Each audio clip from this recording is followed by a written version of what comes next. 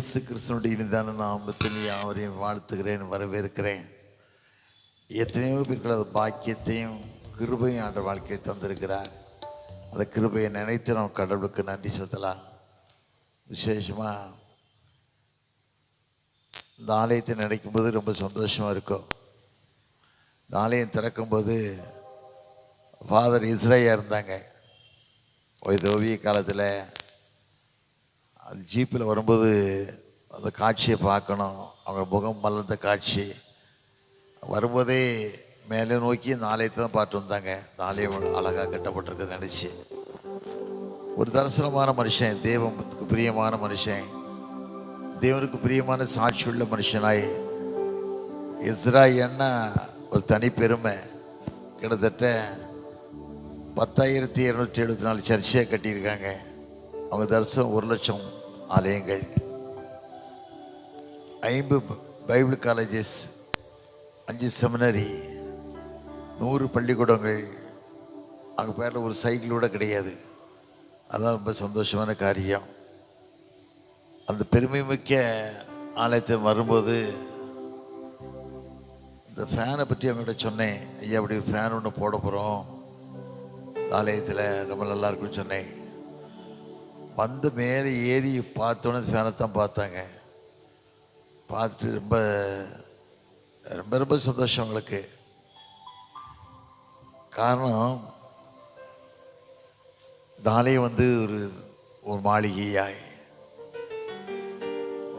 ஒரு அரசாட்சிகளுடைய ராஜ்யமாக அதை வச்சிருக்கிறேன். அதுதான் நான் சந்தோஷப்படுறேன். இந்த காலை வேலைக்கா சமூகத்தின் நன்றி ராஜா.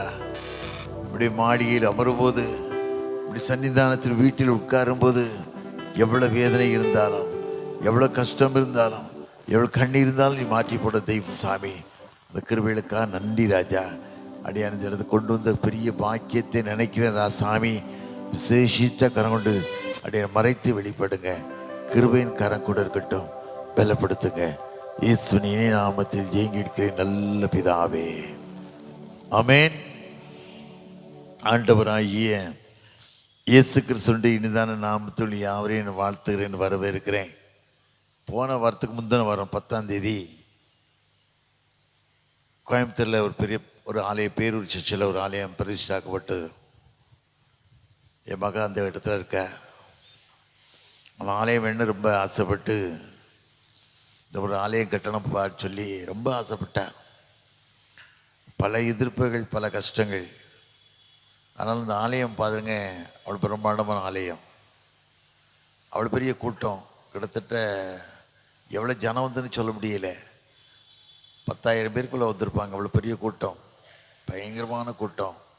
இந்த ஆலயத்தில் இந்த பிரசங்க பீடத்தை இறக்க முடியல.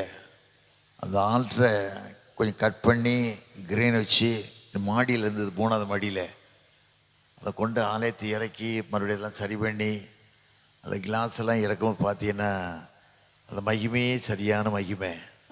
இந்த ஆலயம் பிரதிஷ்டாக்கப்படும் போது அவ்வளோ மகிமை, அவ்வளோ மகிமை. ரொம்ப சந்தோஷமாக இருந்தது. காரணம் கேட்டால், நான் ஒவ்வொரு நேரமும் ஒவ்வொரு இடங்களும் போகும்போது அந்த ஆலயத்தை பார்ப்பேன், எப்படி இருக்குதுன்னு சொல்லி. அந்த நல்ல அந்த அந்த ஸ்ட்ரெச்சர் சொல்லுவாங்கள்ல, அதை பார்த்து ரசிப்பேன். எனக்கு அந்த ஆலயம் வந்து எனக்கு அவ்வளோ பிரம்மாண்டமான, அந்த ஆலயத்து மேலே அவ்வளோ பற்று. இப்படி நிறைய ஆலயங்கள். அதுபோல் திருவனந்தபுரத்தில் ஒரு ஏர்போர்ட் பக்கத்தில் நல்ல பிரம்மாண்டமான ஆலயம், அதுவும் ஆலயம் அப்படி தான், ரொம்ப பிரம்மாண்டமான ஆலயம்.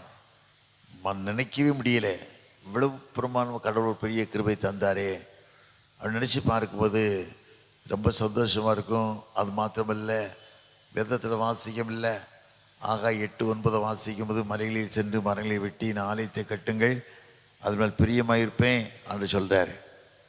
நீ மனுஷன் வீட்டை எப்படியோ கட்டுறான், எப்படியோ வாழ்கிறான். ஆனால் தேவனுடைய ஆலயம் கட்டி அநேக மக்கள் பார்க்கும்போது, வேதத்தில் வாசிக்கிறோம், சங்கீதம் 34:5 வாசிங்கன்னா, அவர் நோக்கி பார்த்த முகங்கள் பிரகாசம் அடைந்தன, வெட்கப்பட்டு போனதே இல்லை. யார் யார் ஆண்டை நோக்கி பார்க்காங்களோ, யாரோட கர்த்தருடைய கிருபை இருக்குதோ, அந்த ஆலயம் ரொம்ப மையப்படும் கூடிய அளவு ஆண்டு கனப்படுத்துவார். காரணம் கேட்டால், நம்மளை இப்படி வாழ்வோம், இப்படி வளரும்னு நினைக்கவே இல்லை, இப்படி வளர்ந்துருப்போம்னு நினைக்கவே இல்லை. ஒன்றுமே இல்லாமல் சாப்பாட்டுக்கே வழி இல்லாமல் தரித்திரமான நிலையில் யாராவது இட்லி கொடுப்பாங்களா தோசை கொடுப்பாங்களான்னு சொல்லி சாப்பிட்டு ஏக்கப்பட்ட நாட்கள் வாழ்ந்த மனுஷனுக்கு அன்று இப்படிப்பட்ட ஒரு கிருபையை அன்று தந்து வழிநடத்தி நான் அன்றைக்கு இருப்பதை பார்க்கணும் 1000 மடங்கு நான் அவனை ஆஸ்வதிப்பேன் வார்த்தையை கொடுத்து அந்த வழிநடத்தி வந்த கிருபையை நினைக்கும் போது தான் ரொம்ப சந்தோஷம் தாங்க முடியாது. நான் ஒவ்வொரு நாட்களும் நினச்சி பார்ப்பேன், என் கூட படித்தவங்க, என் கூட வாழ்ந்தவங்க, என் கூட வளர்ந்தவங்கெல்லாம் நினச்சி பார்ப்பேன். அவங்க எங்கேயே இருக்காங்க, அவங்க எப்படியோ வாழ்ந்துக்கிட்டு இருக்காங்க. ஆனால் ஆண்டவர் மட்டும் உன்னை ராஜாக்களும் ஆசாலுக்குன்னு வார்த்தையின்படி கனப்படுத்தி வழிநடத்தி காரணம் கேட்டால் ஆண்டவர் மேலே பற்று, அவன் மேலே பாசம், தேவனுக்கு பிரியமான வாழ்க்கை வாழும்போது ஆண்டவர் ஒரு நாள் ஒரு குறைவே தரமாட்டார். யார் யார் அவரை தேடுறாங்களோ, யார் யார் அவங்க வாழ்க்கையில் ஒரு குறையும் இருக்காது. வேதனியா சாஸ்திரியார் ஐயா அந்த தகப்பன ஊழியத்தை ஆரம்பித்த புதுசில் பல ஆண்டுகளுக்கு முன்பாக ஆயிரக்கணக்கான ஆண்டுகளுக்கு முன்பாக முதல் ஊழியத்தை ஆரம்பித்த புதுசில் அவர் திருமணம் ஆகியிருக்கு. திருமணம் ஆகி அந்த காலத்தில் ஃப்ளைட்டுலாம் கிடையாது, இல்லை கப்பலில் போனோம். மண்டபத்தில், ராமேஸ்வரம் மண்டபத்தில் 10 நாளுக்கு தங்கி இருந்து வியாதி இருக்கான்னு பார்த்து அனுப்புவாங்க. ஒரு நண்பர் என்ன பண்ணிட்டார், ஜாஃபனார் உள்ள நண்பர், யாழ்ப்பாணத்தில் நண்பர், அவர் அழைச்சார், மனைவியை கூட்டிகிட்டு வாங்க ஐயான்னு சொல்லி அழைச்சிட்டார். இவர் மனைவியும் கூட்டிகிட்டு இந்த ஊருக்கு போகிறாரு. அந்த காலத்தில் எப்படியோ வாழ்ந்துருப்பாங்க, சரியாக புடவை கட்ட தெரியாது, ஜவுக்கு ரக்கு போட தெரியாது, எப்படியோ வாழ்ந்துருப்பாங்க. மனைவியை கூட்டிகிட்டு போகிறாரு. கூட்டிகிட்டு போயிட்டு ஜாஃபனாவுக்கு போகிறாரு. கப்பலோ போட்டோ இறங்கி போகிறாரு. அங்கே அழைச்சிருந்த நண்பர் வீட்டுக்கு போகிறாரு. நண்பர் வீடு பூட்டி இருக்குது. இவருக்கு ரொம்ப ஷாக்கு. திருமண மனைவியை அழைச்சிட்டு போகிறோமே, ஒரு வீடு பூட்டி இருக்குதே, நமக்கு சொல்லலையே. அப்போ டெலிஃபோன் வசதி ரொம்ப கிடையாது, இல்லை காகிதங்கள் லெட்டர் தானே போடணும். அப்படி வழியோ நமக்கு தெரியலச்சு வேதனைப்பட்டு இருக்கும்போது பக்கத்து வீட்டில் ஒரு அம்மா ஓடி வராங்க. ஓடி வந்து சாவியை கொடுத்து, ஐயாவுக்கு திடீர்னு கொழும்புக்கு போயிட்டாங்க, ஒரு காரியமாக கொழும்புக்கு போயிட்டாங்க ஐயா, அதனால் எல்லாம் ரெடியாக உள்ளே இருக்குது, எல்லாம் ஆயத்தப்படி இருக்குது, நீங்கள் கதவை திறந்துருக்குன்னு சொல்லி கொடுத்துட்டு போயிட்டாங்க. இது அடுத்த நாள் தான் கொடுத்துருக்காங்க. முதல் நாள் என்ன பண்ணியிருக்காங்க, திருநெல்வேலியில் படுத்திருக்காங்க. மனைவியும் உட்கார வச்சு திருநெல்வேலியில் படுத்திருக்கும் போது அங்கே ரொம்ப கஷ்டம், ரொம்ப வேதனை. துணியெல்லாம் அழுக்கு, ரொம்ப துணி. வண்ணான்னு கூப்பிட்டு அழுக்கெல்லாம் போட்டு வச்சுருக்காங்க. துவைச்சி கொண்டு வருவான்னு நினச்சி காத்துக்கிட்டு இருக்காங்க. அடுத்த நாள் பார்த்தா அவங்களுக்கு வெட்டிங் டே, திருமண நாள், ஏதோ ஒரு நாள் அவங்களுக்கு எதிர்பார்த்துருக்காங்க. ட்ரெஸ்ஸு வரல. ட்ரெஸ்ஸு வராமல் வெளுக்கிற வண்ணம் சொல்கிறான் வந்து சொல்லி, ஐயா தப்பாக எடுத்துக்காதீங்க, உங்கள் துணியை என்கிட்ட கொடுத்தீங்க, நான் எல்லாம் துவைச்சி எல்லாம் பயன் பண்ணிட்டேன் ஐயா, திருட எவனோ தூக்கிட்டு போயிட்டேன் ஐயா, திருட என்ன தூக்கிட்டு போயிட்டான் அப்படின்னு சொல்லிட்டாங்க. இவருக்கு பயங்கர ஷாக்கு. ஒன்றுமே இல்லை, உடுத்த துணியோடு இருக்காங்க. மனைவியை கூப்பிட்டுக்கிட்டு இருக்காரு. மனைவியை நினச்சிருப்பாங்க, ரொம்ப தாங்க முடியலை வேதனை. அப்போ அவர் அந்த இடத்துல அந்த கந்தசாமின்னு ஒரு புகையிலை வியாபாரி வீட்டாக தங்கியிருக்காங்க. கந்தசாமி வீடுன்னு ஒரு புகையிலை வியாபாரி வீட்டாக தங்கியிருக்காங்க. ரொம்ப வேதனை, ரொம்ப வேதனை. அவன் மனைவியை முகத்தை பார்க்காங்க. இவருக்கு ஒன்றுமே சொல்லலை. இந்த காட்சியை நான் நினைச்சு பார்ப்பேன். திருமணம் பண்ணி போயிருக்காரு, புது மனைவி அழைச்சிட்டு போயிருக்காரு, நிலைமை. ஆனால் கொஞ்ச நேரத்துக்குள்ள இந்த கந்தசாமிக்கு மனுஷன் அவர் பார்க்க வர்றாரு. பார்த்து ஒரு புது பார்சல் கொடுக்காரு. ஐயா இந்த பார்சல் உங்களுக்கு வந்ததுயா அப்படின்னு சொல்லி, யார் கொடுத்தானே தெரியாத கொடுத்து உங்கள்கிட்ட கொடுக்க சொன்னார். ஒன்றுமே புரியல. உடச்சி பார்த்தா இவருக்கு பட்டு வேஷ்டி, பட்டு சேலை, பட்டு சட்டை, ஃப்ரெஷ்ஷாக கல்யாணம் பண்ணுற பொண்ணு மாப்பிள்ளை மாதிரி கொடுத்துட்டு போயிட்டாங்க. அதை நினச்சி பார்த்தாராம். வேதத்தில் வாசிக்கும் போது சங்கீதம் 37:25 வாசின்னா, நான் இளைஞனாக இருந்தேன், முதிருளும் நானே, நீதிமான் கைவிடப்பட்டதையும் சந்ததி அப்பத்துக்கு இறந்ததையும் காணலன்னு சொல்லி பைபிளில் வாசிக்கும். ஆண்டு ஒரு நாளும் கைவிடவே மாட்டார். நம்பின பிள்ளைகளுக்கு வெட்கப்பட்டு போகவே முடியாது. வேதத்தில் வாசிக்கும் போது மனுஷ பாவத்தில் 3 வருஷம் மழை இல்லை, தேசத்தில் 3 வருஷம் மழை இல்லை. ஆண்டு வானத்தையும் அடைச்சி போட்டார். அடைச்சி போட்டு 3 வருஷம் மழை இல்லை. ஆனால் அவருடைய மகனாகிய அவருடைய பிள்ளையாக எலியா அங்கே உட்காந்துருக்காரு. அவர் சாப்பாடு வேணும், தண்ணி வேணும். ஆண்டு பார்க்கறல. பார்த்து என்ன சொல்கிறாரு, நீ ஒன்றும் கவலைப்படாதப்பா, நீ யோர்தான் நதி ஓரத்துக்கு போ, கேரித்தாட்டண்டைக்கு போ, ஆற்று தண்ணீரை குடி, உனக்கு காலையிலையும் மாலையிலும் காகங்கள் வந்து ரொட்டி துண்டு கொண்டு அப்பத்தையும் உனக்கு தருவாங்க, நீ சாப்பிட்டு சொல்லி ஆண்டு கட்டளையிட்டார். ரொட்டி துண்டு அப்பத்தையும் சாப்பிட்டுக்கிட்டு இருந்தான். ஆற்ற தண்ணி ஊற்றி போச்சுது. எலியா வருத்தப்படவே இல்லை. ஏன் வருத்தப்படனா, தன்னை உருவாக்கின தெய்வம் உண்மையுள்ளவர். நிறைய பேர் இதை மறந்துடுறாங்க. எது கஷ்டம் சொன்னால், வீட்டில் வேதனை சொன்னால் சண்டை போடுறாங்க, வார்த்தைகளை பேசுகிறாங்க, நம்பிக்கையெல்லாம் போயிடுறாங்க. தர்த்தமேல் பாரத்தை வைத்து விடு. அப்போ அவர் ஆதரிப்ப விதத்தில் வாசிக்கவில்லை. இந்த வார்த்தை தப்பாக போகக்கூடாது. இல்லை, நீ ஆண்டவர் நம்பிக்கையாக வாழும்போது, சாட்சியாக வாழும்போது கர்த்தர் உன்னை ஒரு நாள் கைவிடவே மாட்டார். காரணம், நான் விட்டு விலகுவதும் இல்லை, உன்னை கைவிடுவதும் இல்லை, மோசையோடு இந்த போல உன்னோடு கூட இருப்பேன் அப்படின்னு சொல்லி ஆண்டவர் வாக்கு கொடுக்கார்ல. அந்த வாக்குத்தான் பொய் இல்லைல்ல. இந்த வார்த்தையை நம்பி கடவுளுக்கு பிரியமாக நீ வாழும்போது கஷ்டமில்லாத வாழ்க்கை உனக்கு ஆண்டவர் தருவார். ஆட்டு தண்ணி வெத்தி போச்சுது. எலியா வருத்தப்படவே இல்லை. ஆண்டவர் சொன்னார், சீதோன் கிடந்த சாரி பார்த்து ஊருக்கு போ, ஒரு 7 தாய்க்கு கட்டளையிட்டிருக்கேன் அப்படின்னு சொன்னார். அவர் எழுப்பி போகிறாரு. ஒரு 7 தாய் விறகு புரைக்கிட்டு இருக்கா. கை தட்டி கூப்பிடுறாரு. கிட்ட வர்ற ஒரு காலத்தில் அப்பத்துக்கு தண்ணி கொண்டு வான்னு சொல்கிறாரு. தண்ணி எடுக்க போகும்போது சொல்கிறாரு, ஒரு சின்ன ரொட்டி துண்டு கொண்டு வான்னு சொல்கிறாரு. அந்த மாதிரி சொல்கிறாங்க, ஐயா தேசத்தில் 3 வருஷம் மழை இல்லை. 1 ராஜா 17 மாதம் பார்த்தீங்கன்னா அவ்வளோ தெளிவாக இருக்கும். 3 வருஷம் மழை இல்லை, தண்ணி இல்லை, உங்களுக்கு தெரியுது. என்கிட்ட கொஞ்சம் மாவும் கொஞ்சம் எண்ணெய் இருக்குதுய்யா. 2 விறகு உரைக்கி அந்த எண்ணெயை வச்சு தோசை விட்டு நானும் என் பையனை சாப்பிட்டு செத்து போகலான்னு நினைக்கிறேன் ஐயா அப்படின்னு சொல்கிறேன். அவன் அவர் சொல்கிறாரு, நீ முதலாம் சுட அடையை எனக்கு கொண்டு வந்தா, தேசத்தில் மழையை நான் கட்டளையிடும் நாள் வரைக்கும் உனக்கு அப்பம் மாவு குறையாது, எண்ணெய் குறையாது வாக்கு கொடுக்காரு. அந்த வார்த்தையை நம்பி போகிறா. அந்த வார்த்தையை நம்பி போகிறா. காரணம் கேட்டால், படைத்த தெய்வம் உண்மையுள்ளவர். நிறைய பேர் அதை நம்புறது இல்லை.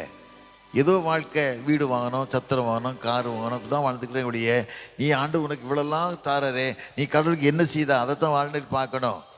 நீ கடவுளுக்கு என்ன செய்தா அதை தான் நீ கடவுளுக்கு பார்க்கணும். ஆண்டவருக்காக நீ என்ன காரியம் செய்துக்கிட்டு இருக்க?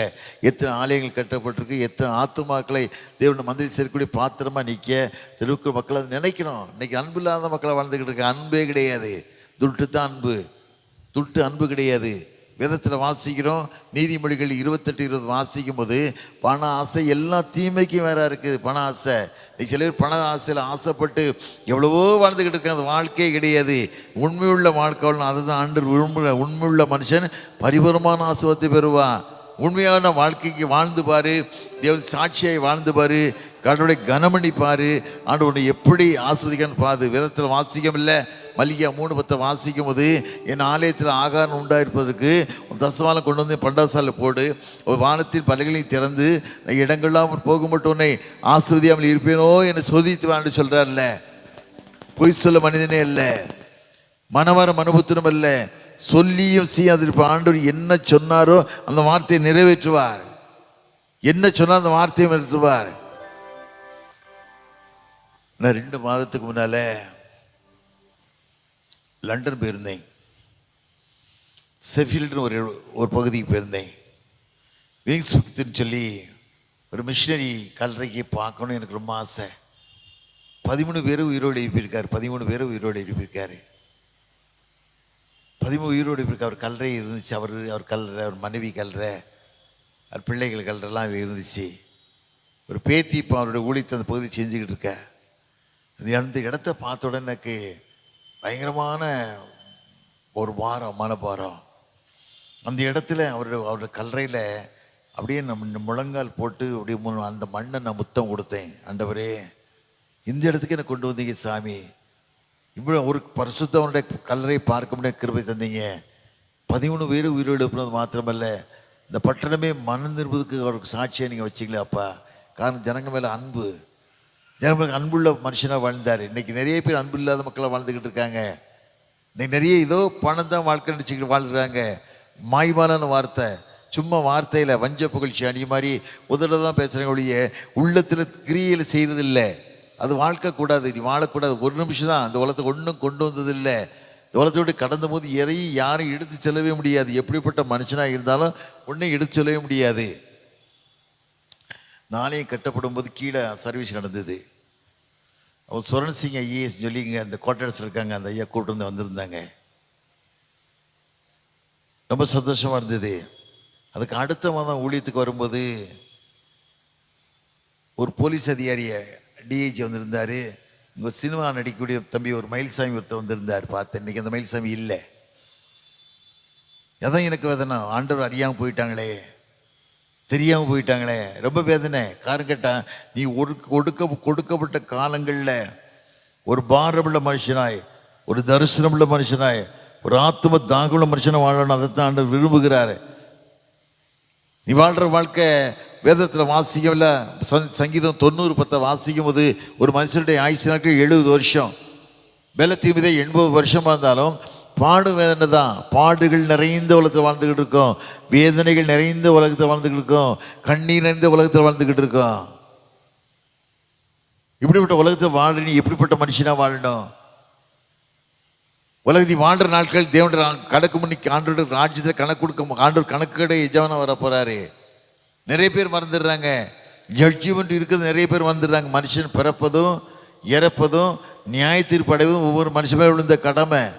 அந்த மனுஷன் நினைச்சு வாழணும். பிரியமான வாழ்க்கை ஒரு வாழ்க்கை தான். அந்த வாழ்க்கை தேவனோட வாழக்கூடிய வாழ்க்கையாக இருக்கணும், சாட்சியுள்ள வாழ்க்கையாக இருக்கணும், மகிமை செலுத்தக்கூடிய வாழ்க்கையாக இருக்கணும்.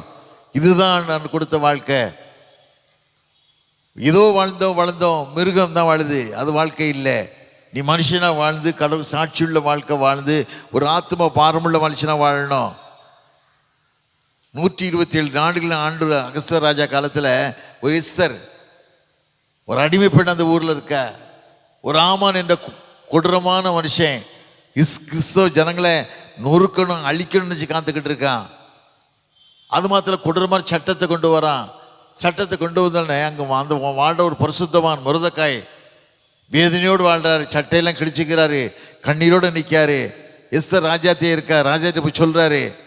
ராஜாத்தி ஒன்றும் சொல்லலை. அப்போ அவர் சொல்கிறாரு, இந்த காலத்து மௌனமாக இருக்காத. வேதத்தில் வாசிக்கும் இல்லை. எஸ்தர் 4:17 வாசிக்கும் போது 4:14 வாசிக்கும் போது நீ இந்த காலத்தில் மௌனமாக இருப்பாயானால் இஸ்ரவேலுக்கு லட்சியம் வேறு வழியாக வரும். அன்னைக்கு நீயும் தகப்பனோட தப்ப மாட்டீங்க. அதை மட்டும் மனசில் வச்சு வாழுன்னு சொல்கிறான். அதுக்கு போல அவருடைய எண்ணங்கள் வருது. எஸ்தர் ராஜாக்கு அப்படி ஒரு எண்ணங்கள் வருது. செத்தாலும் சாகிறேன், என் ஜனத்துக்கு ஒரு அழிவை, என் குலத்துக்கு பொல்லாப்பை நான் எப்படி பார்க்க முடியும் சொல்லி ஒரு வைராக்கியமான வாழ்க்கைக்கு ஒப்பு கொடுக்குறா. அப்படி வாழ்கிறோமா? ஏதோ மனைவி பிள்ளைகளை தான் அப்படிதான் வாழ்ந்துக்கிட்டு இருக்கோம். வேதத்தில் வாசிக்கும் போது சங்கீதம் 128 வாசிக்கும் போது கர்த்தருக்கு பயந்து வழியிருக்கணும் பாக்கியவான், உன் கையிலே பிரயாசத்தை சாப்பிடுவாய், உனக்கு பாக்கியம் நன்மை உண்டாயிருக்கும். மனைவி வீட்டோர் கணிதம் திராட்சை செடியை போல் பிள்ளைகள் வந்தியச்சிலும் ஒலிமர கன்றுகளை போலும் இருப்பார்கள். கர்த்தருக்கு பயப்படும் சிவதமாய் ஆஸ்வதிக்கப்படுவான். கர்த்தர் சீயோன்னு ஆஸ்வதிப்பார். நீ ஜீவன நாளெல்லாம் எருசலேமின் வாழ்வை நீ காண்பாய். நீ பிள்ளைகளையும் எருசலேமின் சமாதானத்தையும் காண்பாய். இதுதான் ஆண்டவர் பார்க்காரு. உன் வாழ்க்கை சீருள்ள வாழ்க்கையாக இருக்கணும், தேவனுக்கு பிரியமான வாழ்க்கையாக இருக்கணும்.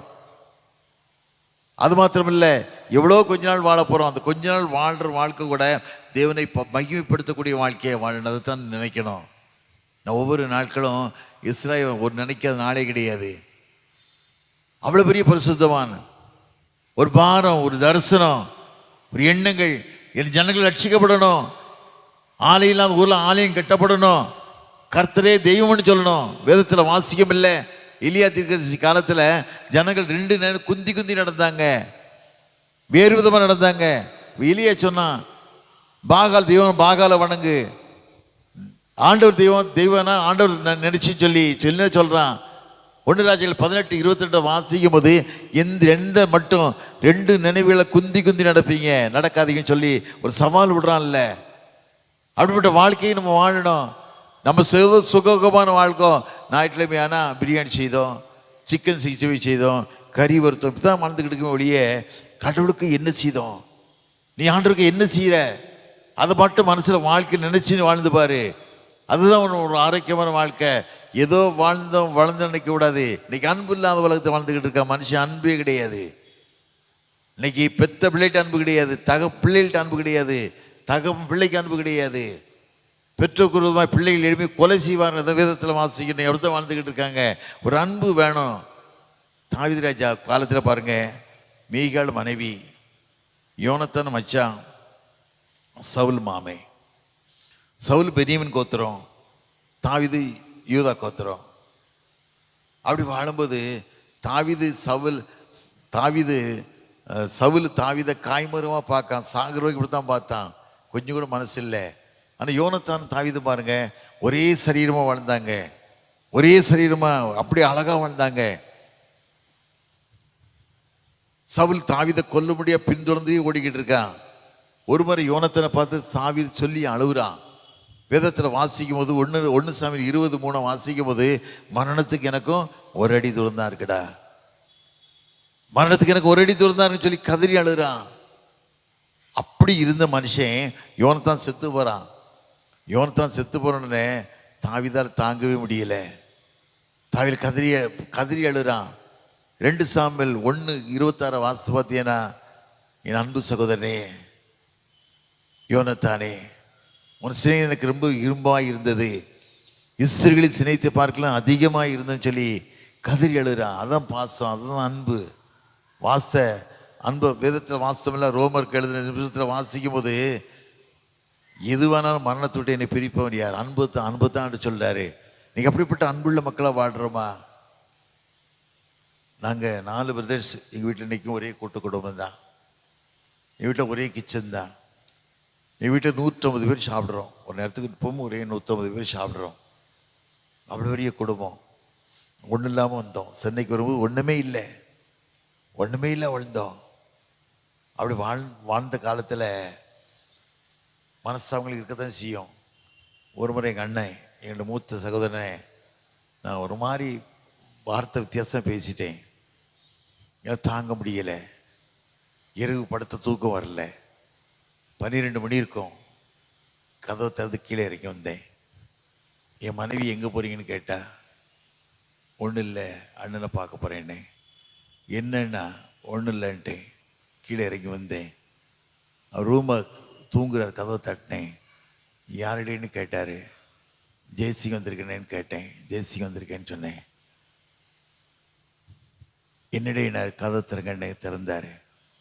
அவர் காலை தொட்டு கும்பிட்டுட்டு நான் சொன்னேன், ஒரு விதமாக வித்தியாசமாக பேசிட்டேன்னே, தயவுசெய்து மன்னிச்சுக்கிடுங்க.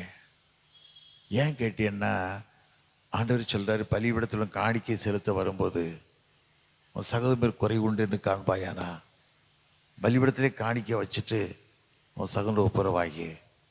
காரணம், கண்ணு முன் இருக்க சகோதரன் நேசியாதவன் காண இருக்க கடவுளை நேசிக்கவே முடியாது. அப்படி என்ன அப்படியே அணைச்சி முத்தம் கொடுத்து என்னை அனுப்பினார். அதுக்கு பிறகு எனக்கு தூக்கமே வந்தது. காரணம் கேரட், அதுக்கு வந்து சந்தோஷமே வந்தது. ஐயா சொன்னாங்க ஒரு வார்த்தை என்னை பற்றி சொல்லும்போது, எத்தனையோ திருச்சபை கட்டக்கூடிய அளவுக்கு தலைவர்கள் உருவாக்கிற கடவுள் கிருபை தந்திருக்காரு. உண்மையான வார்த்தை. இன்னைக்கு திருச்சபையில் உள்ள பிள்ளைகளுக்கெல்லாம் நிறைய பேருக்கு எப்படி வாழ தெரியல. பதவி வேணும், பகட்டு வாழ்க்கை வேணும், எப்படியோ வாழணும், அவ்வளோதான். ஆண்டோட அன்பு வேண்டியதில்லை, கடவுள் சாட்சியாக வாழ்றது இல்லை, உண்மையாக வாழ்றது இல்லை. நீ நடந்து போனால், பேது நடந்து போது அவனுடைய நிழல் பட்டாலே சுகமாச்சு வச்சு ஓடினாங்க. இன்னைக்கு அப்படிப்பட்ட விசுவாசம் வாழ்க்கையில் இருக்கா? ஏதோ பேருக்கான பதவி, இது வாழ்க்கையே கிடையாது. ஆண்டவர் எப்படி வாழ்ந்தாரோ, இன்னைக்கு மன்னிக்க சுவாமம் மனுஷனுக்கு இல்லை, மன்னிக்க சுவாமம் இல்லை. செத்தாலும் என் டெட் பாடி பார்க்கக்கூடாதுன்றான். சில பேர் சொல்கிறான், செத்தாலுமே என் டெட் பாடி பார்க்கக்கூடாதுங்க. அவ்வளோ பகைகள், சண்டைகள், வீட்டுக்காக, இடத்துக்காக. ஒரு அடி நிலம் 10,000 ரூபா நிலம் போயிடும். 10 லட்ச ரூபா கோர்ட்டில் செலவழிக்கான், கோர்ட்டில் கொண்டு காசு செலவழிக்கான். அதே நீ ஒப்புரவாயிருப்பண்ணா. இப்போ வேதத்தில் வாசிக்கும் போது, ஆதியாம் 13 வாசிக்கும் போது, ஆபிரகாம் வாழ்ந்துக்கிட்டு இருக்கான்.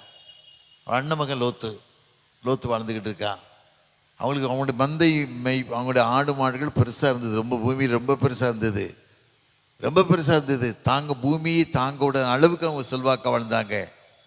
அவங்க மேய்ப்பர்களுக்கு மனசாகும் போது ஆபரம் கூடி சொல்கிறான், லோத்தை கூப்பிட்டு சொல்கிறான், நம்மளும் சகோதரர் இருப்பா, நமக்காக பாகுபாடு வேண்டாம். நீ கிழக்க போனால் மேற்க போகிறேன், நீ தக்க போனால் வடக்க போகிறேன், உனக்கு பிரியமான இடத்தையும் எடுத்துக்கோ சொல்கிறான். விட்டு கொடுத்துட்டான். ஆனால் லோத்து பாருங்க, செழிப்பான பூமியெல்லாம் எடுத்துக்கிட்டான். யோர்தான் நதிக்கு ஓரத்தில் எப்படி செழிப்பு இருக்குமோ அப்படி செழிப்பான பகுதியெல்லாம் எடுத்துக்கிட்டான். ஆனால் ஆபிரகாம் பயப்படவே இல்லை. ஏன் பயப்படலைன்னா, அவர் ஒரு அழைத்த தெய்வம் உண்மை உள்ளவர். அழைத்த தெய்வம் உண்மை உள்ளவர்.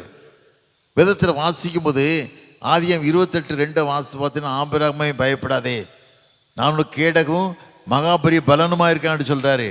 நீ பயப்படாத, உன் கேடகம் மகாபரிய பலனா இருக்கான்னு சொல்றாரு. வாக்கு கொடுக்காரு. வாக்கு கொடுத்த தெய்வம் உண்மையா நடத்துறாரு. நிலைமை என்ன? சோதோகுமர பட்டணம் அழிக்கப்பட்டு போகுது. சோதோகுமர கொடூரமான பாவத்தினால, விக்கிர ஆராதனால, விபச்சாரத்தினால, வேசித்தனத்தினால, பலவிதமான காரியத்தினால் அழிக்கப்பட்டு போகுது. காரணம் கேட்டான், ஆபிரகாம் ஒரு பரிசுத்தவான், நீதிமான், தேவனுக்கு பயந்த மனுஷன், தேவனோட வாழக்கூடிய மனுஷன் ஆண்டவர் பாதுகாத்தாரு. நீ தேவனுக்கு பயந்து வாழும்போது, தேவனுக்கு சாட்சியை வாழும்போது ஆண்டவர் ஒரு நாள் உன்னை விலகவும் மாட்டார், உன்னை கைவிடவும் மாட்டார். அவனோட கூட இருப்பேங்காரு. அவரோட மக்களுக்கு நம்ம ஒப்பு கொடுக்கணும்.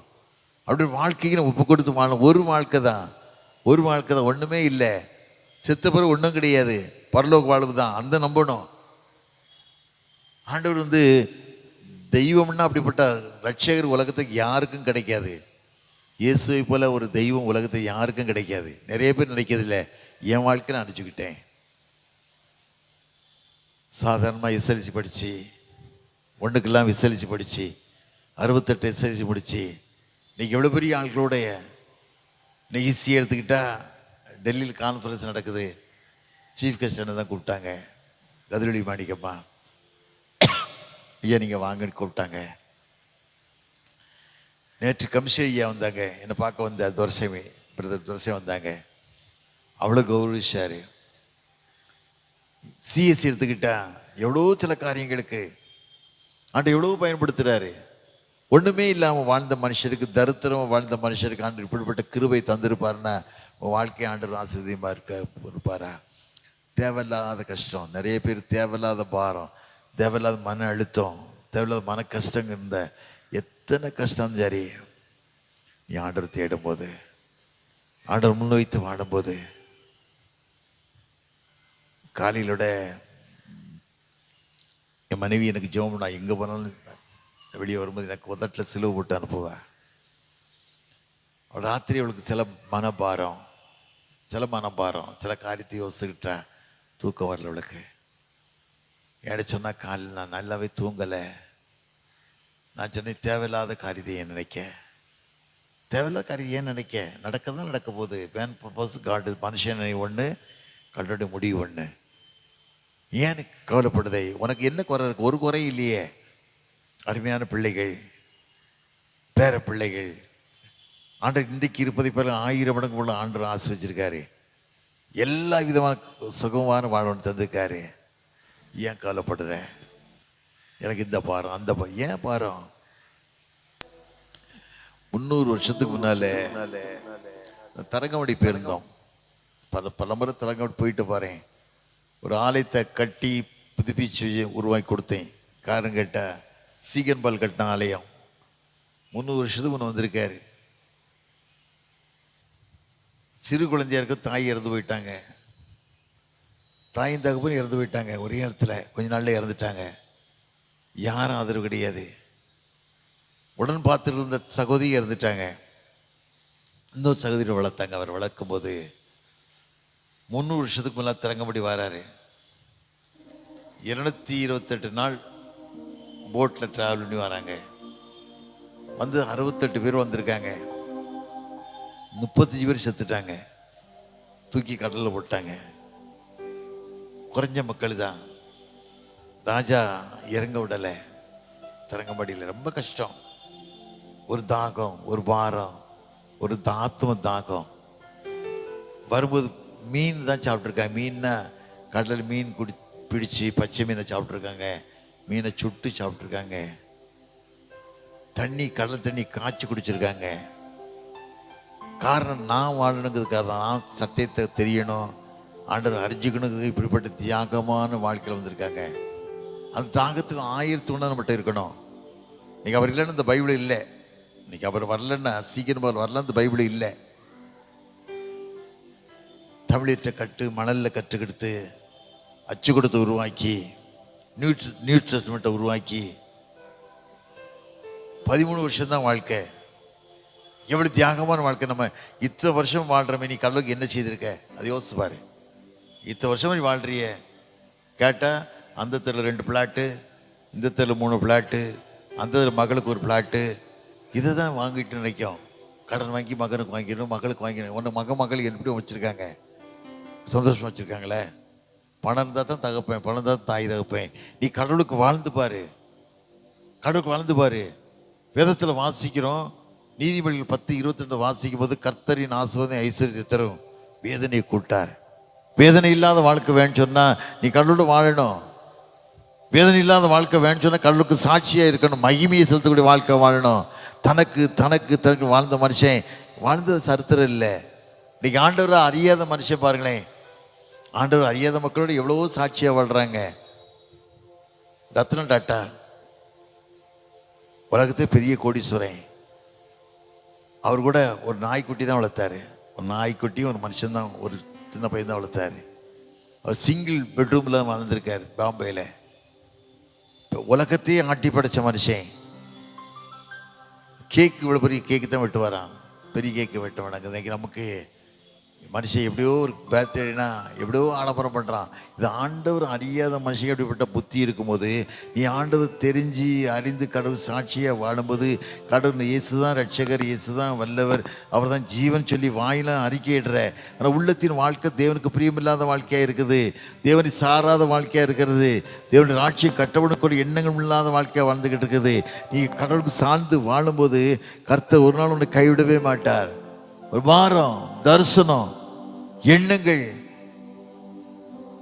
இன்னைக்கு கிறிஸ்தவன் வாழ்ந்துக்கிட்டு போகிறான், அழகா சொல்கிறான், நல்ல போராட்டத்தை போராடி நல்லா சாவு வீட்டில் போய் அழகா எழுதுறாங்க, நல்ல போராட்டத்தை. வேதத்தில் வாசிக்கம்ல 2 தீமோத்தேயு 4:7 வாசிக்கும், நல்ல போராட்டத்தை போராடின்னு ஓட்டத்தை முடித்தேன், விசுவாசத்தை காத்து கொண்டேன், நீதிகள் எனக்கு வைக்கப்பட்டிருக்கு, நீதியுள்ள நியாயத்தை கருத்து அதனால தருவாருன்னு சொல்கிறான். கல்றை அழகா எழுதி அங்கே தான் இருக்கு, வேற எங்கேயும் போகாது. கிறிஸ்தவ வாழ்க்கை ஒரு சீரில்லாத வாழ்க்கை. கோர்ட்டுக்கு போனால் 95% டைவர்ஸ் கிறிஸ்தவ கேஸ் தான். மற்ற பயப்படுறான், கிறிஸ்தவன் எதுக்கும் பயப்படலை. கல்யாணம் 3ஆவது நாள் கூட டைவர்ஸ் பண்ணுறான், 3 நாள் கூட ஆகலை. 3 நாளுக்கு ஏன் பிள்ளைகள் சீரில்லாத வாழ்க்கை வாழ்கிறது. கடவுள்கிட்ட காத்திருந்து ஆள்கிட்ட கேட்கறது இல்லை. என் மகனுக்கு இந்த மகளுக்கு திருமணம் பண்ண போகிறான் ஆண்டவர் சித்தம் இப்படி. ஆபிரகாம் தன் மகனுக்கு பொண்ணுக்கு பார்க்கும்போது லாபான் வீட்டுக்கு அனுப்புகிறான், எலியேசர் அனுப்புகிறான். எத்தனை கண்டிஷன் போடுறான், எத்தனை விதமாக காரியம் போடுறான். இப்படி தான் இருக்கணும், அந்த பொண்ணு இப்படி தான் இருக்கணும், வாழ்க்கை இப்படி தான் இருக்கணும், எவ்வளோ கண்டிஷன் போட்டு வாழ்கிறான். கண்டிஷன் போட்டு ஜெபத்தோடு கூட்டு போகிறான். ஜெபத்தோடு கூட்டு போகிறது மாத்திரமல்ல, தன் மகனை எப்படிப்பட்ட வாழ்க்கைக்கு வளர்த்தான். வேதத்தில் வாசிக்கம் இல்லை. ஆதியாகமம் 24:63 வாசிக்கும் போது சாயங்காலம் விளையானா ஈசாக்கு தியானம் எடுக்கக்கூடிய மனிதனாக இருந்தான். ஆடு சொல்லும்போது ஏன் தியானம் எடுக்க மனிதனாக இருந்தான்? சாராளுக்கு ஆபிரகாம் 10 வயசு வித்தியாசம். சாராள் 127 வயசு செத்து போயிட்டா. அப்போ சாராளுக்கு 10 வருஷம் ஜாஸ்தி. ஆனால் ஆபிரகாம் 170 வயசு வரைக்கும் வாழ்ந்தான், 37 வயசு வரைக்கும் 37 வருஷம் வாழ்ந்திருக்கான். என் தகப்பன் இறந்து போயிட்டாங்க. ஆனால் என் தகப்பன் நேசிக்கூடிய தாய் இல்லை. தாய் இந்த மருமகளை இப்படி பார்க்கணும்னு சொல்லி ஆண்டு சொல்றது காத்திருந்தான்ல, காத்து ஜெபித்தான்ல. அப்படி நம்ம வாழ்கிறோமா, நம்ம வளர்றோமா? ஏதோ திருமணம் ஊரை வைக்கிறதுக்கு திருமணம் பண்ணுறோம். பிரியாணி இப்படி இருக்கணும், பிரியாணி இலையில் சிக்கன் 65 இப்படி இருக்கணும், பிரியாணி இலையில் கப்பில் கறி 200 கிராம் கறி இருக்கணும், இப்படி தான் இருக்கணும் கணக்கு பண்ணுற ஒழிய என் பிள்ளை இப்படி இருக்கணுமா, என் பிள்ளை இப்படி கடவுளுக்கு சாட்சியாக இருக்கா, என் கடவுளுக்கு மகிமையுள்ள பிள்ளையாக இருக்கான்னு நினச்சி பார்த்துருக்கோமா? ஆண்டு சொல்றது ஜெபம் பண்ணியிருக்கோமா? ஆண்டு கேட்டிருக்கோமா? வாழ்க்கை அப்படி இருந்தால் தான் வாழ்க்கை சீர்படியுமே ஒழிய உலகப்புறம் வாழ்ந்து புரோஜனங்கள் இல்லை.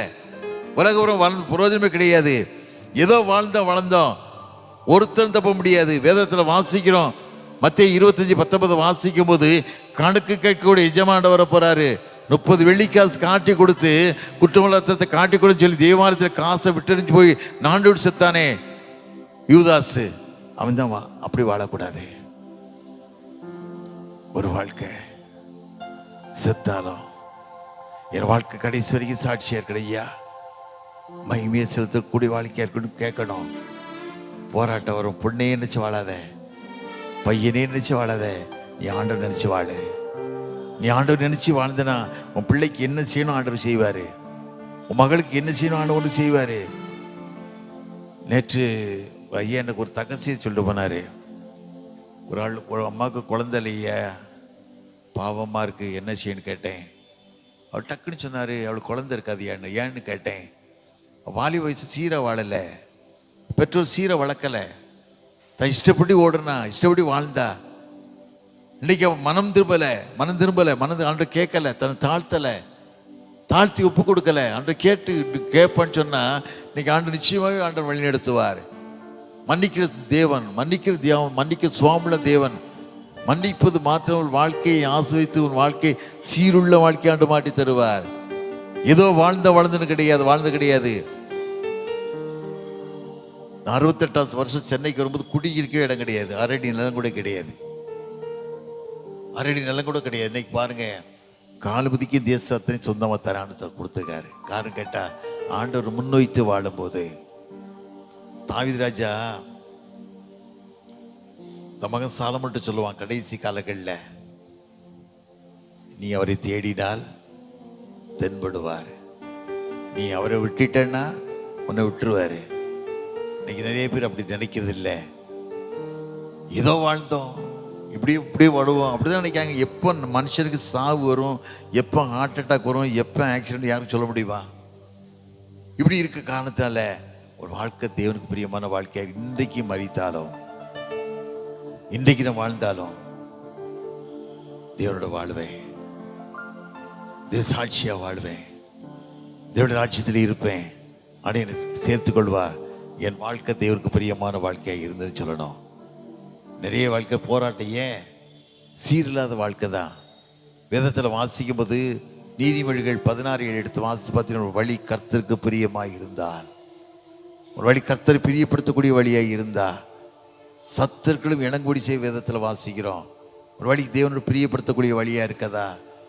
ஏன் சாபம், என் குடும்பத்தில் நோய், என் குடும்பத்தில் பல தகராறு, வழி சீரில்லாத வாழ்க்கையாக இருக்குது, ஒப்புரவாகக்கூடிய வழியாக இருக்குல்ல. நிறைய பெண்கள் அழகா ஜெபம் பண்ணுவாங்க, மகளிர் மாதிரி அழகா ஜெபம் பண்ணுவாங்க, ஆனால் புருஷனை கவனிக்க மாட்டாங்க.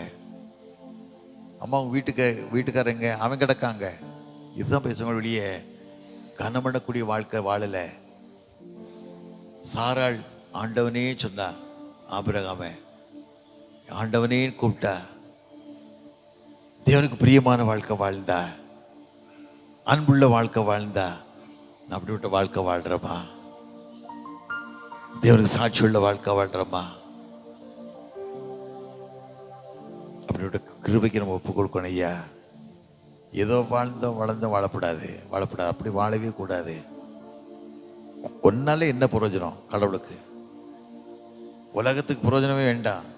நாசில சுவாசம் மனுஷன் எண்ணாத எண்ணப்படுக்கு ஏமாத்துற மனுஷனை எண்ணாதீங்க, ஏமாத்திடுவான்.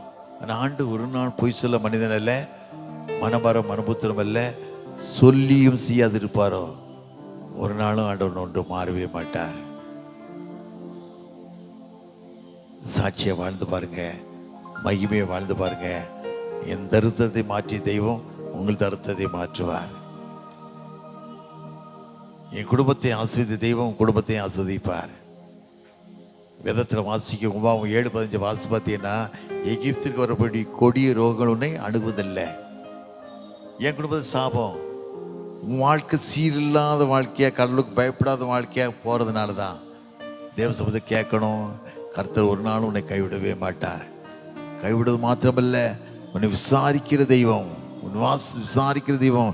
உலகத்தில் மற்ற ஜனங்கள் வேறு பிரித்து உங்களை வழி நடத்துவார், வேறு பிரித்து வழிநடத்தி பாதுகாப்பார். அது மாத்திரமல்ல, இன்னைக்கு கிறிஸ்தவ மக்களுக்காக ஜெபம் பண்ணுங்க, ஊழியங்களுக்காக ஜெபம் பண்ணுங்க. உண்மையான ஊழியங்கள் இல்லை. துட்டு சம்பாதிக்கணும், துட்டு நலைகிறான். எவ்வளோ துட்டு கிடைக்கும், எவ்வளோ பணம் வரும், அதைத்தான் நினச்சி வாழ்கிறான். அதனால அந்த வேதத்தில் வாசிக்கிறோம். யாக்கோபு 3:1 வாசித்து பார்த்தீங்கன்னா, ஆக்கினி திருப்பு அடைவோம்னு சொல்லி எண்ணி அநேகர் போதகராகாத இருக்கிற வேதத்தில் வாசிக்கிறோம். இன்னைக்கு ஆக்கினி திரு அடைவோம்னு மனுஷன் அணிஞ்சிக்கிட்டு இருக்கான். அது ஊழியம் இல்லை, ஒரு பாரம், ஒரு தரிசனம். பவுலுடைய என்ன சொல்கிற பார்த்தீங்களா? அப்போஸ்தலர் 26-27 வாசித்து பார்த்தீங்கன்னா, இப்போ 26, 28, 29 வசனத்தை வாசித்து பார்த்தீங்கன்னா, அகிரிப்பா ராஜா இருக்கான், சேனாதிபதி பெஸ் இருக்கான். அகிரிப்பா சொல்கிறான், நான் கிறிஸ்தவனாக என்னை சம்மதிக்கப்பட்டியா? நீ கிறிஸ்தவம் நீ மாத்திரமில்லை, இந்த கட்டுகள் தவிர மற்ற என்ன போல ஆகணும், கடவுள் சாட்சியாக மாறணும்னு சொல்லி ஒரு வைராக்கியமான எண்ணத்தில் வாழ்கிறான். அவருடைய எண்ணத்துக்கு ஒப்பு கொடுக்கலாமா? திரையில தாழ்ச்சியவனுமா நோக்கி பார்க்க. ஆண்டவரே, கரைங்களோடு இருக்கிற ராஜான்னு கேட்கலாமா? ஏதோ வாழ்ந்தோம் வளர்ந்தோம் இல்லையா? இந்த பிரம்மாண்டமான ஆலயம் ரொம்ப ஐயா நிரம்பி வரணும். நிறைய மக்கள்லாம் கர்த்தரே தெய்வம் ஓடி வரணும் அப்படின்ற காலங்கள் நெருங்க போகுது. மாயை நம்பி வீணராய் போகிறதுக்கு என்னிடத்து என்ன அநியாயத்தை கண்டீர்கள்? வேதத்தில் வாசிக்கம் இல்லை. மாயை பின்பற்றி எரேமியா 2:5 வாசிக்கும் போது, என்னை மாயை பின்பற்றி வீணராய் போகிறதுக்கு என்னிடத்து என்ன அநியாயத்தை கண்டீர்கள்? அநேக மக்கள் அப்படி தான் ஓடிக்கிட்டு இருக்காங்க. ஆண்டவர் உண்மையாக உண்மை தேட, என் ஜனங்கள்லாம் உண்மை தேட, உண்மை ஆராதிக்க நீங்கள் கிருபை தாங்க ஐயா. என் ஆராதிக்க ஒரு கிருபை தாங்க. நீ நல்லவர் என்பதை வாழ்க்கையில் தெரிந்து நாங்கள் சாட்சியுள்ள வாழ்க்கையை வாழ கிருபை தாங்க. ஆண்டு கேட்கலாமா? சரீரத்தினையோ வேதனைகள் இருக்கலாம், நோய்கள் இருக்கலாம், பலவீனங்கள் இருக்கலாம். ஆண்டவர் உன் பலவீனத்தை பார்க்கிறார், உன் பலவீன கண்ணீரை பார்க்கிறார். ஆகாரின் கண்ணீரை கண்ட கர்த்தர் உன் கண்ணீரை பார்க்க மாட்டாரா? நிச்சயமாய் பார்ப்பார், நிச்சயமாய் பார்ப்பார். உன் கண்ணீரை பார்ப்பார். உன் வேதனையை அறிந்திருக்கிறார், உன் இருதய சிந்தனை அறிந்திருக்கிறார். குடும்பத்தில் உள்ள குழப்பங்கள் வேதனைகள் எல்லாம் அறிந்திருக்கிறார். நிறைய குடும்பங்கள குடியினால பிரச்சனை, எத்தனையோ குடும்பங்கள் சீரழிவு குடியினால. உன் கண்ணீரை ஆண்டவர் பார்க்கிறார். வேதத்தில் வாசிக்கும், ஐயோ யாருக்கு வேதனை, யாருக்கு காரணமில்லாத காயங்கள், யாருக்கு ரத்தங்களின் கண்கள், சாராயம் இருக்கிறது தங்கி தருவோம். வேதத்திலானே குடும்பத்தில் குடியிருக்கலாம். ஆண்டு கேளு, ஆண்டவரே விடுதலை தருவார். உன்னை மாற்றி உன் விடுதலை தந்து வாழ்க்கையை ஆஸ்வதிக்க தெய்வம் ஒருத்தர் உண்டானா? உன்னை கண்ணீரை கண்டு குடும்பத்தை ஆஸ்வதிக்க தெய்வம் ஒருத்தர் உண்டானா? உன் தருத்தரங்களை மாற்றி வேதனை மாற்றி. இன்னைக்கு எதையோ குடும்பம் கடன் பிரச்சனை, வட்டி வட்டி வட்டி. நீ அனைவரும் கடன் கொடுப்பாய், நீ கடன் வாங்க மாட்டாய். நீ மேலாக்குவார், கீழாக மேலாவாய். வியாதியை விட்டு விலக்குவார். உன்னை கண்ணீரை கண்டு வாழ்க்கையில் விடுதலை தந்து உன்னை ஆசிரியக்க தெய்வம் ஒருத்தர் உண்டானா? அவதான் இயேசையா. இயேசு பார்க்கலாமா? ஏதோ மாய்மான வாழ வேண்டாம் ஐயா, எதுக்கு பேருக்காக வாழ வேண்டாம். என் குடும்பத்தில் எத்தனையோ பிரச்சனைகள், குடும்பத்தில் எத்தனையோ பிரச்சனை. சில குடும்பங்களில் lungs failure, uterus failure, breast cancer, எத்தனையோ குடும்பங்களில் வேதனை தாங்க முடியாத கண்ணீர். ஆண்டவரின் கண்ணீரை கண்டு வேதனையை அனுக்க தெய்வம் ஒருத்தர் உண்டானா? இயேசு மாத்திரம்தான். அல்ல தகப்பனே, காலை விளைக்கா சமூகத்தின் நன்றி ராஜா. அதிகால் தேடு கண்டிட வார்த்தைப்படி அதிகால் தேடும்படி எனக்கு கிருபை தந்தீங்கப்பா. ஒவ்வொரு மக்களுடைய இருதயத்திலையும் ஒரு தாகத்தை தாங்க. பணம் ஆசை வேண்டாம், சொந்த பந்தங்கள் பாசங்கள் அதிகம் வேண்டாம். நீ உண்மை நேசிக்கும் போது எல்லாவற்றையும் நீ கொடுப்பீரப்பா. நம்பிக்கையோடு பிள்ளைகள் வார கிருபை தாங்க. இந்த கஷ்டங்கள் மாறட்டும், வேதனைகள் மாறட்டும். சரி, எத்தனையோ பலகீனங்கள் உண்டு சாமி, எத்தனையோ வியாதிகள் உண்டு, யார்கிட்ட சொல்ல முடியாத அளவுக்கு எத்தனையோ கண்ணீர் உண்டு. ஆண்டவரே மனமிறங்கி ஆகாரின் கண்ணீரை கண்ட கர்த்தர் பிள்ளைகள் வாழ்க்கையின் கண்ணீரை கண்டது மாத்திரமல்ல, அழாதே நான் உதவிக்கு சொல்லிக்கிறப்பா. அதை கல்லை மாற்றி போட கிருபை தாங்க. எல்லா காரியத்தையும் பொறுப்படுதுங்களப்பா.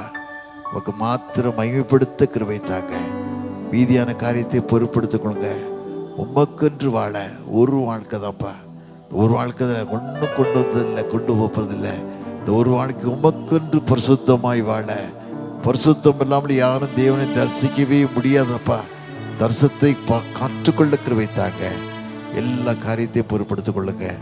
இயேசுவின் நாமத்தில் ஜெயங்கேட்க நல்ல பிதாவே, ஆமென்.